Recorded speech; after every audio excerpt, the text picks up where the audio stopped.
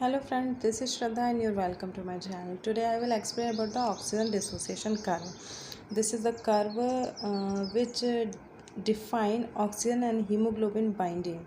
Means how they bind and how the saturation of the hemoglobin with the oxygen. So actually when you are inhaling the oxygen, so the oxygen dissolve with your blood, and now blood is carry the oxygen to your tissue and give oxygen to the tissue for surviving them. Okay. And why oxygen is important for the tissue? Because tissue is one reaction going to be done in the tissue want ATP, tissue want energy. So when tissue have oxygen and glucose, so they bind with and make ATP and produce one acidic gas, that is CO2. So blood again travel CO2, CO2 again travel with the blood and comes in the lungs, and through exhalation we just exhale from our body. So today we will learn about the oxygen dissociation and association curve actually. So this is the curve I will explain about. But first, so now suppose this is your lungs.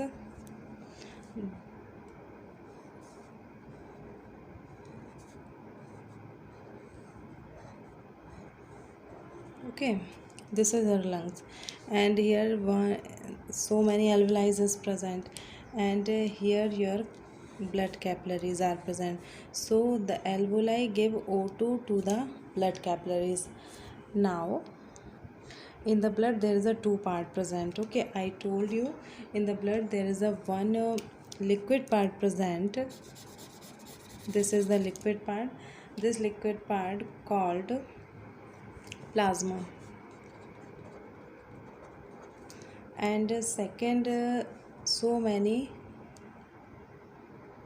RBCs are present, WBCs are present, platelets are present. Okay, so this is suppose RBC, this is WBC, and this is platelet. So O2 dissolve with the plasma approximate 3%. 3% dissolve with the plasma, and 97%, this is the RBC. So 97% dissolve with the RBC. Means O2 travel with the in the blood through the RBC, that is 97%, and through the plasma, that is 3%.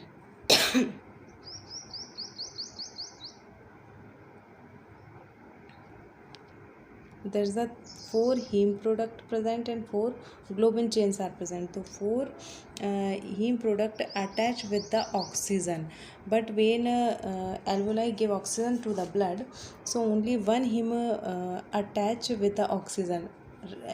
Remaining 3 are just close, they are not attached with the oxygen. When one attached with the oxygen, after that second one is open, then second one attached with oxygen, after that third one attached with the oxygen, after that fourth one attached with the oxygen. So this is actually have to be done.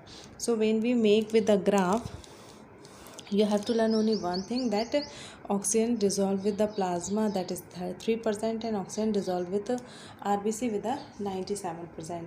And when we draw in that is graph, that is partial pressure of oxygen, and there is the oxy hemoglobin.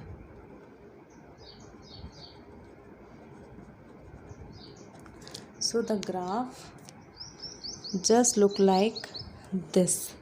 This is sigmoid shape. Why it is called sigmoid shape? When you are increasing the partial pressure of oxygen, so increase the making the oxyhemoglobin, but in one point the hemoglobin saturated, fully saturated with the oxygen. So this is looking like this. This is the original. And when you are talking about in the tissue, so it is just shift little bit left. Why it should shift little bit left? Because in the tissue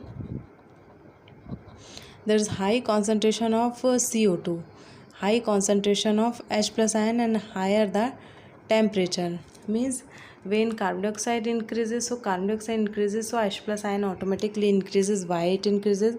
Because there is one reaction, CO2 plus H2O make H2CO3, and further is bifurcate H plus ion and HCO3 minus ion. So when carbon dioxide increase, so H plus ion automatically increase. So in the tissue there is a carbon dioxide increase, H plus ion, and during this reaction heat produce. So heat increase, so automatically temperature increase. So the binding with the oxygen of the hemoglobin, that is going to be slowly. That's why the graph shifted something little bit left. And when we are talking about the lungs, this is lungs. Okay, so the graph shift with the right. Okay, so why it is right? Because in the lungs there's a increased level of oxygen, in decreased level of H plus ion, and decreased level of temperature. When increase the oxygen, so decreased level of H plus ion, decreased level of temperature. Okay, so this is all about the oxygen dissociation curve basically. If you understand, so please like it, subscribe, and share with your friends. Thank you so much for watching.